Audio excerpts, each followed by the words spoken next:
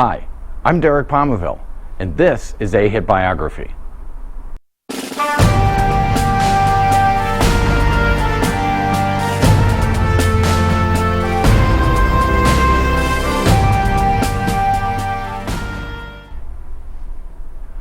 Welcome. Today we're going to be learning more about a man that many of us know and love and have worked with for several years, Mr. Bill Ross. When he announced his retirement earlier this year in 2019, we all experienced a sense of bittersweet enthusiasm. Bill's passion and enthusiasm are unmatched in this industry, and he's going to be missed at AHIT.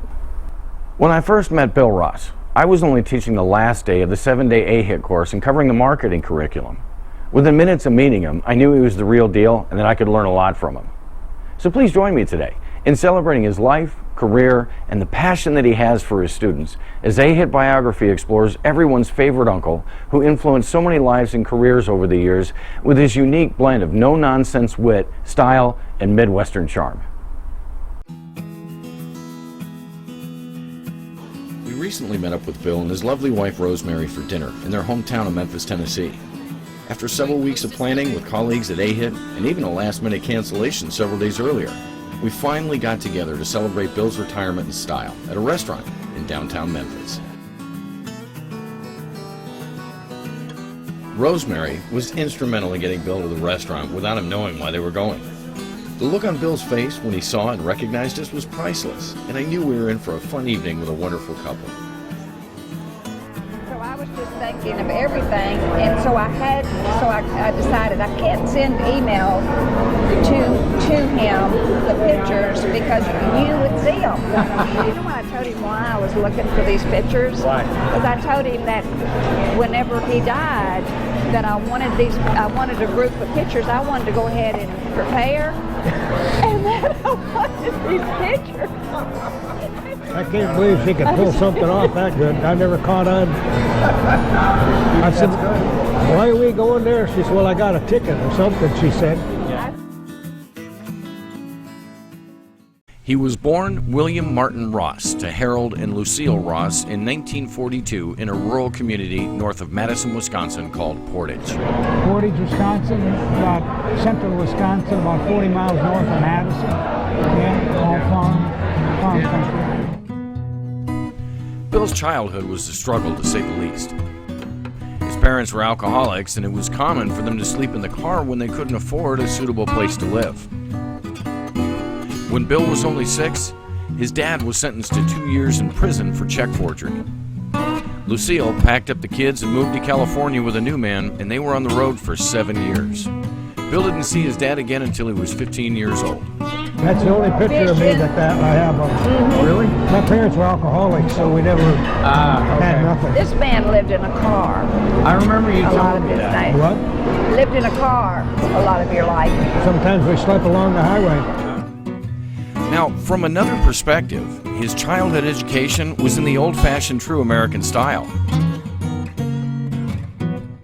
He attended Garrison School, a one-room schoolhouse now designated as an historical landmark. It was the same school his mother and several aunts and uncles attended. In Portage, Wisconsin, there was a one-room school, and I just was amazed. This man and his sisters went to a one-room school. Really? And it's like a museum now. I mean, you know, really? people can go and see it and Historical site. everything. Is it really? And you go in there. What's the name of the school? Garrison School, Garrison.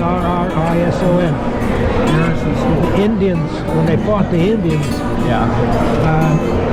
Fort Garrison was right there, and that was a Garrison school. And when you go in there, it's so strange because there's a picture of Bill. I mean, there's papers out there, and there's pictures of the class, and here's my little old Bill and his sister. 1956. And then it shows some report cards, and it just blew me away. Moved it from where it was and put it in a historical site. It's been there since, let's see, 59 or 60, I think they closed it down when I went in the Navy. Life in the old schoolhouse was strict. with little tolerance for the shenanigans of young boys, regardless of fault. 10, 12, 15 students, from first to eighth. Yeah. One teacher. Wow. And she was tough.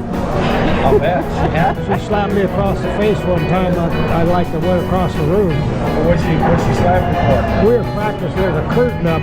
We were practicing for a Christmas play. Yeah. And there was older students, the older guys in 8th grade. Yeah. Somebody was talking, wasn't supposed to be. Yeah. And so, she said, who's talking out there? And one of the older guys said, Billy is. And she come out of that curtain and she slapped me across the face. And tears running down my eyes. I went home and told my mom, and she said, well, you shouldn't be goofing off, By the time he reached the 10th grade at the age of 17, Bill was ready to shed his impoverished childhood and break out on his own.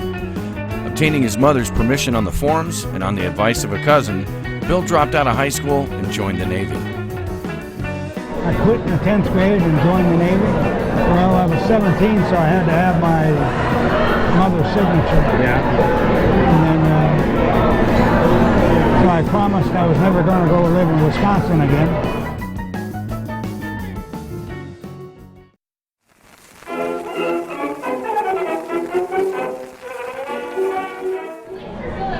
I had a cousin that was in the Navy when I was younger. Yeah. And he came home one summer in his uniform. Yeah. Come out and visit us. And one Friday night I told this guy, I said, let's go join the Navy. I never thought of another branch of service. Yeah. I knew where the Navy recruiter was. I never thought about joining it really prior to that. Yeah.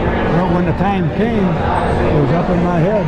Yeah. And I couldn't even tell you where the other recruiting officers was, but I knew where the Navy was. Yeah. But I never thought of joining till that day, and we went down and we joined. For a young man from the heart of America's dairyland, the Navy offered excitement, world travel, and the disciplines for a better lifestyle than he'd ever known in Portage. It is great for me. I got to serve on the East Coast on an aircraft carrier, and I commissioned a brand new one. Yeah. Went around South America. I'd made a Mediterranean cruise, went around South America. Wow. And from Philadelphia to Norfolk to San Diego to San Francisco to Hawaii. So then I made a Far East cruise. I got on shore duty in Orange County.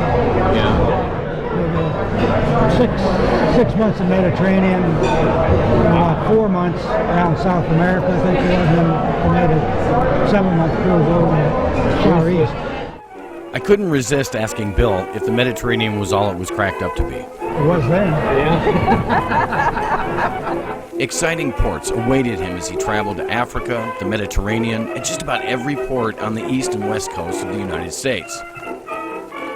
For Bill, success in the military was second nature. When he retired to Orange County, California 22 years later at the age of 39, he'd achieved the rank of Master Chief ahead of men with master's degrees. His blood is blue and not red. And he is very, very, very patriotic, loves the service, loves America. And, and if people do not know what a Master Chief is, then they just think, but this man without an education became a Master Chief, which is the highest you can go. And having spent much of his naval career in Orange County, California as a recruiter, Bill began raising a family. I stayed in the Navy 22 years. Right. And then mostly in California, East Coast and California. Yeah. Stayed out there till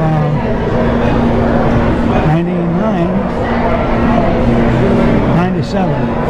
Yeah. And I moved to Memphis for 1 year. For several years after retiring from the Navy, Bill worked in and out of the real estate profession, primarily investing in real estate. Married now with children, Bill was focused on raising his family and providing a better life for his children than he had growing up in Portage. That's when a friend approached him about becoming a home inspector. I had my business for 7 years. Trained my son. Financially, I was well off, and I decided I had enough headaches, and I decided just to work with my property investments and property maintenance. And I was doing that, and a real estate agent in 1984 said to me, you know, there's a whole new industry starting up, the home inspection industry. And I'm going to start a business. He said, you know, all this maintenance stuff, you're a contractor, you'd make a good home inspector, why don't you come with me? And I said, what is it? I didn't have 1 minute of training, not 1 minute. He handed me a blank form and said walkways, driveways, patios, and I just fill in if I see something. He never followed any standards. He gave me 4 days, 6 days a week for the first 2 years. He hired a guy, and I was training him, and I decided to go out on my own. Gave him a 2-week notice, and I worked for 7 years with mine, gave it to my son. Well, it seemed as though Bill had everything. He was living the American dream. A home in Southern California, a wonderful family, financial security, and a new career in the home inspection industry. But as they say, all good things. Stay tuned, there's more.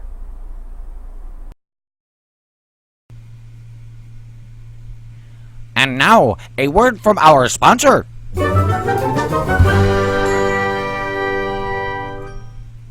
While traveling and teaching my own classes, I contacted all the instructors at AHIT and asked them to record a quick selfie video for Bill.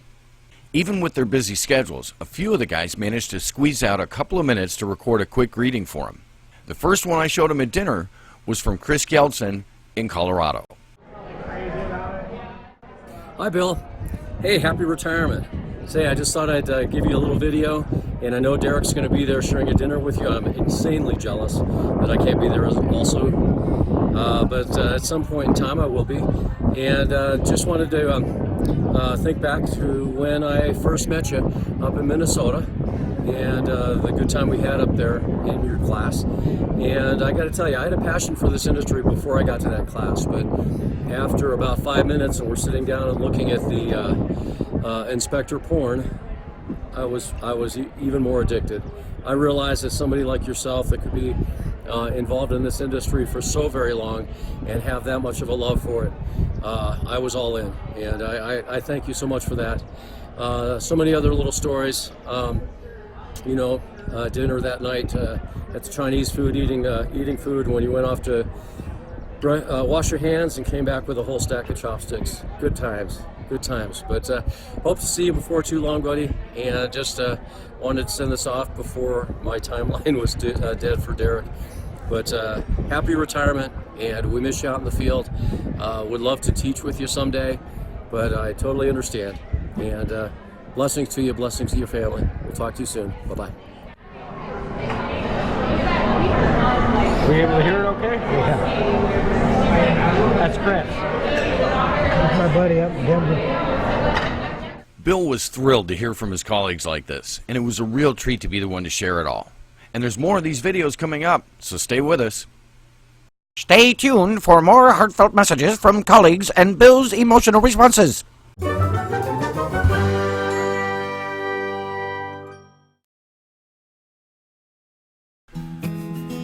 In the mid-1980s, home inspections were becoming a common part of real estate transactions in California.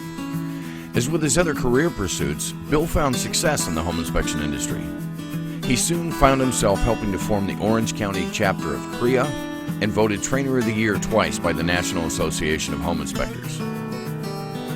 Bill had success, financial security, and the American dream.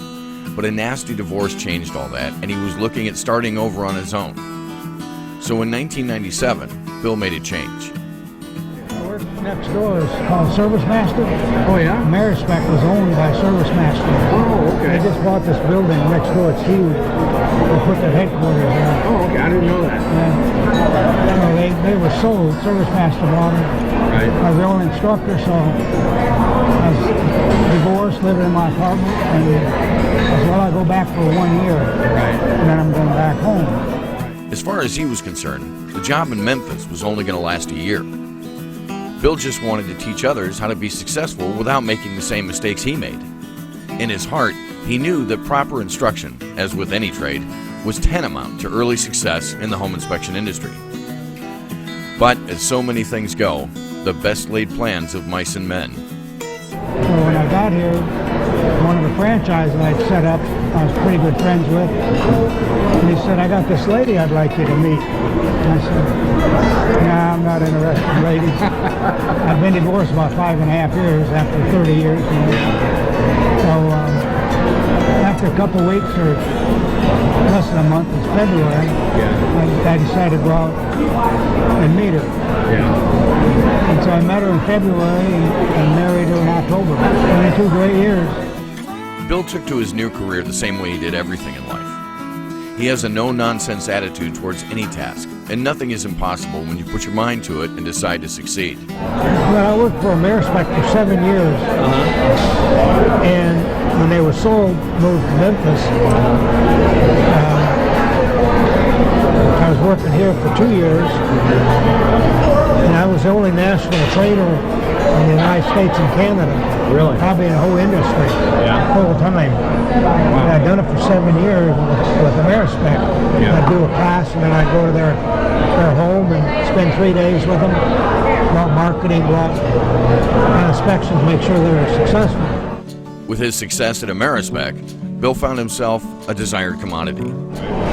So I knew Roy and Scott from AHIT and AHIT and all the conventions we went to, they were there. And Scott came to me, Scott and Roy, when they folded up with their franchise, they thought about going nationwide with their school. So. The franchise, located in, of all places, Waukesha, Wisconsin, was changing their business model to a tech school. The founders, Roy and Scott Newcomer, were looking for a top-notch instructor to help them create a whole new market in the home inspection education industry. They contacted me to see if I'd be interested in going with them. I had a good job with AmeriSpec. So Rosemary and I went up to Wisconsin. They paid our way up there to interview us. Or us interview them, I guess. And I don't know if we went once or twice. But the opportunity to work out of your house and to expand, I loved doing classes, teaching. It was my passion. And so there was more money involved. Probably, it did not quite double, but it did, probably in some cases. And so we went ahead and took the chance on it. And I knew it was a wide open field we couldn't lose. Licensing was just starting. So I went ahead and started with it. So we opened up in Memphis and Atlanta, and we just kept going from there. I'd open one class up at a time, get the furnaces, the electrical panels, and all that set up. In them days, they were permanent stations. Bill Ross and Roy and Scott Newcomer had a lot in common. They shared a sense of purpose and determination. Add to that the commonality of no-nonsense style approach to business, and you have a team that's tough to beat. And that's how many of us were blessed. We met Bill after he worked so hard to help get AHIT off the ground and spent time mentoring promising instructors like us.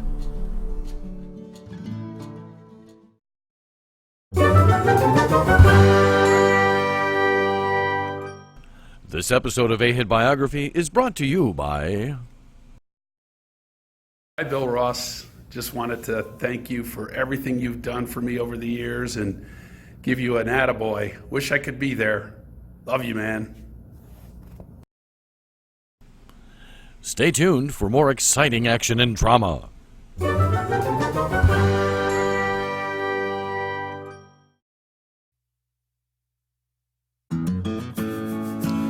Bill's teaching philosophy is complex and not easy to duplicate. Focus on the student experience by doing more than just convey the information, and maintaining control of the class are just two of the key points he likes to share with new instructors. He learned early on in his teaching career that you don't need to be a college professor, you just need to know your own material. Several of the guys I taught like that sure had more talent and education than I ever had. But the opportunity he gave me to help people, the passion education to help them and not go through the headaches that I went through. I never cheated in a class. I didn't let them out early. I taught them everything I could because that's the way I wanted them to learn. Yeah. That's just the way I was. And I hate to quit. I hate to retire. I wish I could do it all over. I was surprised to hear that Bill used to have a near phobia when it came to public speaking. When I first observed him in the classroom in Denver, Colorado, I thought it came naturally to him. I had a bad experience in the 9th grade. I did a speech class in English. Yeah. What was that about? Nobody would help me. I didn't know how to do it. Yeah. Nobody would help me. My parents weren't around, you know. And well, the day came, I had to get up there, and I got up there, and the classroom blacked out. Or I blacked out. Really? Whatever I said, I don't remember. I got an F. Yeah. And I said, I'll never speak in front of another group, and I never did until 1989. Wow. In 1988-89, another guy and I formed the Orange County chapter of Korea. And right before that, up to that point, I would not speak in front of two people. You wouldn't get me in front of them. I never did office presentations until my last year in business. We sometimes forget that with everything in life, there's a learning curve. More importantly, repetition is the mother of skill. Bill told me that as long as you stick to the program, the jitters go away. The privilege for me, and it's been a privilege, because I never had a good education. I had to learn everything myself, to make something for myself. And when Tom Carroll gave me that opportunity to teach, that was really a privilege. And then I got my first class, and I said, oh my God, what if I get a contractor in here, or an engineer with knowledge way up to here? I thought, oh my God, what will I do? Or they asked me a question I don't know. And I found that with all their education background, they don't know the home inspection business. Which, if you know your subject matter, is pretty easy to speak. Part of the fun for Bill is learning from other instructors and taking it into the classroom. When you go to an electrical panel box, don't stick your finger in it, use a chopstick. So we ate at a restaurant one night. So I went over and I grabbed a bunch of them and put them in my pocket. Had a whole handful. So afterward, I give them to them. I say, here's some for your class to give out. A big old handful. There just aren't enough terabytes on YouTube to share everything Bill has learned over the last 20 years in his career with AHIT. We're sure everyone will agree, however, that his level of knowledge and wisdom have not only benefited AHIT in ways that can't be quantified, but that several of us will still be looking to him for guidance in the years to come. Bill is a walking encyclopedia. It's fascinating to learn the work ethic directly from the successful man. Even more, it's a privilege. But when an apprentice eventually graduates to colleague and they work side by side with their mentor for several years, they get to know the character. And for many of us, that deepened our sense of respect for the man who introduced us to our careers. And he always taught us a consistent message, and that is that the experience is all about the student.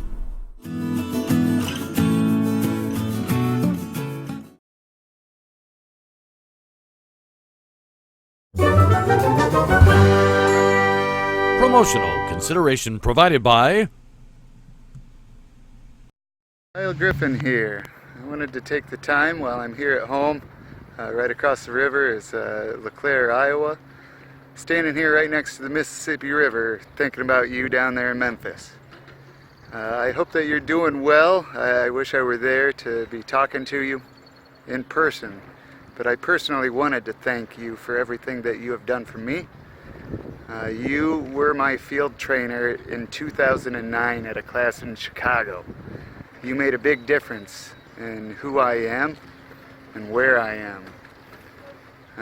We hear that type of thing all the time from our students, thanking us for what we've done and how we may have helped them. But here I am, 10 years later, have developed a great home inspection career business here in Illinois, taking care of Iowa over there as well. And for the last 4 years, I've been able to help spread that same message of how to do a great job with home inspection and passing along that knowledge that you gave to me. So, Bill, I thank you so much, and I can't wait to come down and shake your hand again and tell a few stories along the way. So you take care, and we'll talk to you soon. Cool. 10 years.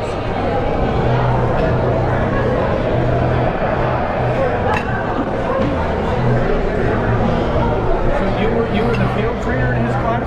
Yeah. Stay tuned for more exciting action and drama.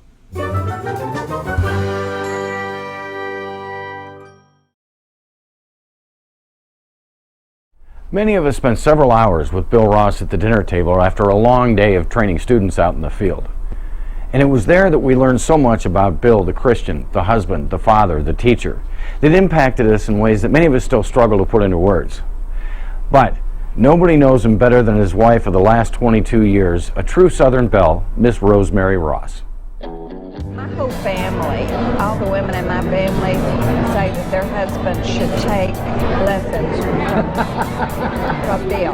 Meeting Rosemary for the first time was such a pleasure. To anyone who meets her, it's clear to see the love and devotion she has for her husband. Not every wife can be as adaptive to having a husband who travels for a living. I knew that was his job, and I worked full time, and so it was just something I accepted, really. You know, I wanted him to be home more, but I never said that.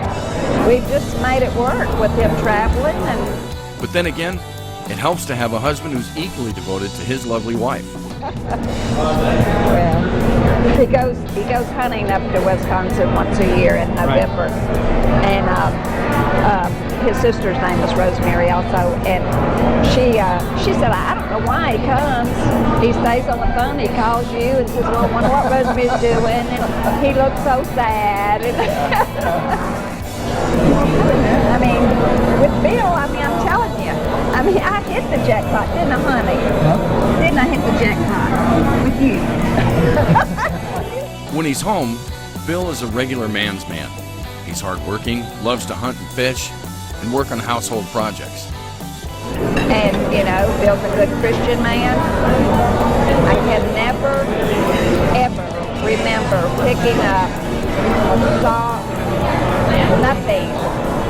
He does everything himself. I never have to, you know, pick up after him. He helps me all the time, clean or, you know, do dishes, whatever it takes.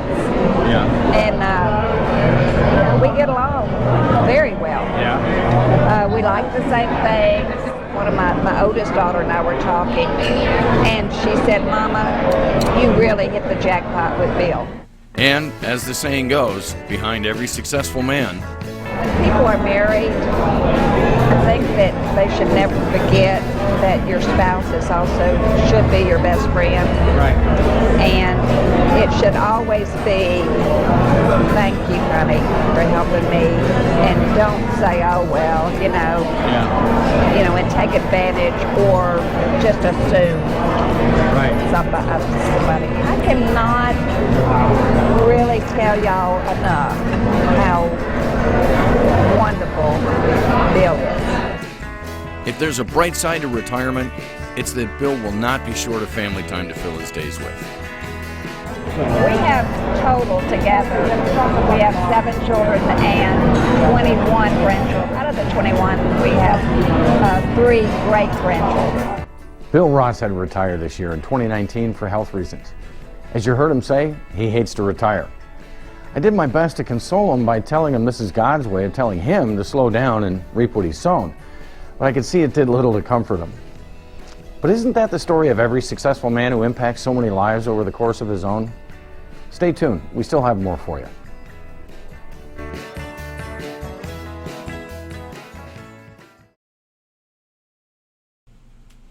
And now, another message from a distinguished sponsor.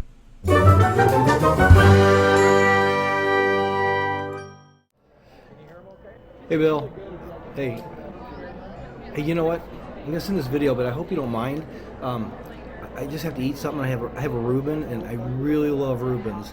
I didn't know if you knew that or not. Anyway, seriously, Bill, I just want to send this video, tell you about how much over the years your friendship and your guidance to me has been, and how important it was. Even back when I was just an inspector in Illinois, I would call you up on technical support, and you'd give me some good verbiage, good guidance on reporting, and kind of give me some insight, and how much that really meant to me.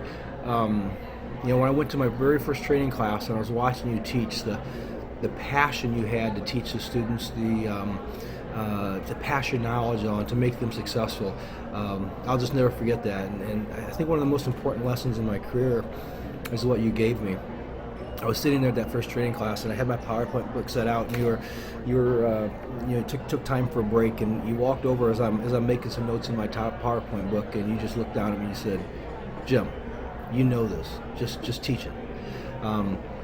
That stuck with me, my entire career. To go ahead and just pass on the knowledge I have, and I've always just tried to teach with the same passion and the energy, and just try and doing what I could to make my students successful, just like you taught me. You also taught me to never stop learning. At the first AHIT training conference we had years ago, I'll never forget you sitting down taking notes. With all your experience and knowledge in the industry, you still were willing to learn, and that thirst for knowledge and to become better, and to be a better instructor, you had to even be a better student, and that was another very important lesson. I could go on and on. I could just keep going on and on with all the funny stories and the things you taught me, but just know that in my mind you're a legend, and I'm just very, very proud to call you my friend. All right, I love you, Bill, and have a good and happy retirement. All right, talk to you later. That's cool. How'd you like the Reuben?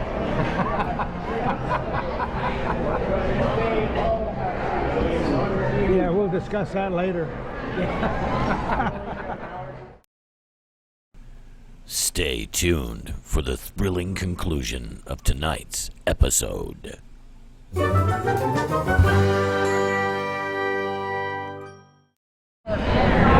And then just the last few months, but he just cannot, there's no way he could do a class now, even though he talks about it.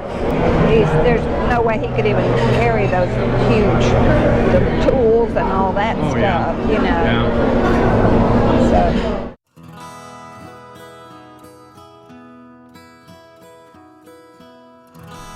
So what's Bill doing now? Well, he's trying to get well and stay busy without overexertion. I'm trying to get well. Yeah. You look good. Still pretty weak in the hips and my left leg, and then I'm hot and cold all the time. Are you? That's why I brought a jacket. Rosemary's doing her best to keep him from being too busy. But he's getting, it's stronger, but so now he's just trying to think of things he can do, and he is getting better. He works in the yard some, but my daughter and her husband come down and cut the grass and stuff like that. But he did it the other day, which he shouldn't have, but he did. As the evening drew to a close, we presented him with the gifts the team had pitched in for. For a moment, I wished we could go back in time 3 hours and start over. I just wasn't ready for the evening to end. We also wanted to give you this. All the guys chipped in for that. $3.25 each. Oh, that is so nice. That's wonderful. What can I say? Thank you. You don't have to say anything. From everyone on the team, Bill, wanted to give you something to help you remember all of us by. You've been a mentor and a friend and everybody's favorite uncle, and we love you. So take that home, put it on the mantle, wear it proudly, sir. Thank you.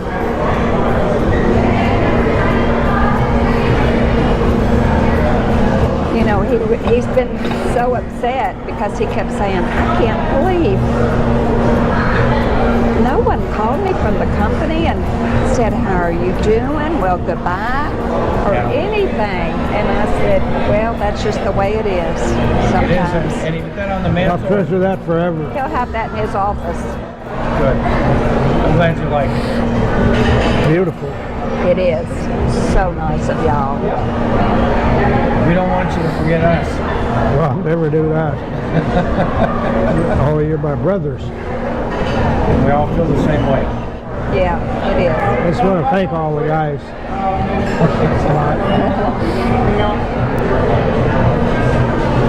Oh, it's beautiful. It's a beautiful car. His reaction to the gifts and the plaque were so sincere, and frankly, more than I think any of us hoped for. It was truly an honor to be the one to present them, and a moment I'll never forget. I couldn't do it any better. This is wonderful. Finally, I asked Bill if he wanted to say anything to the team, as everyone would be watching this documentary eventually. There wasn't a moment's hesitation. He knew exactly what he wanted to say. Well, they know they're all of you are like brothers to me. We're all family, and we had a wonderful career together, and I hope you all continue to have it. I'm going to miss you. I'm going to miss working. I already do. But I love you all. I'll never forget you, ever. Big part of my life. Great men are not remembered for what they accumulate in life, rather by how many lives they change. I believe that when you look at the grown sons and daughters of successful men, you see what makes the man. When his children go on to achieve more, create more opportunities, impact more lives and careers, it's easy to see the values of the man who raised them. Bill raised great kids, and he personally impacted the lives of thousands of home inspectors. And when Miss Rosemary Ross speaks of her husband with such adoration and praise, there's no mistaking the character of the man she loves. But do we really need all this proof? Hardly. Bill Ross lives the example every day. He demonstrates integrity, commitment, and passion in just about all he does, from the minute he gets up in the morning. Those of us fortunate enough to have worked with him know the character matches the appearance. We also know that in his retirement, we'll be missing out on the opportunity to work with an amazing instructor and our favorite uncle. Mr. Bill Ross, we love you. Your contributions to our careers will never be forgotten. From the bottom of our hearts, we thank you for making a difference. And we thank you for caring enough to share so much of yourself. We wish you only the best in your retirement and blessings beyond imagination. Thank you, everyone, for joining us in the exploration of the life and career of our colleague, Mr. William Martin Ross. Good night.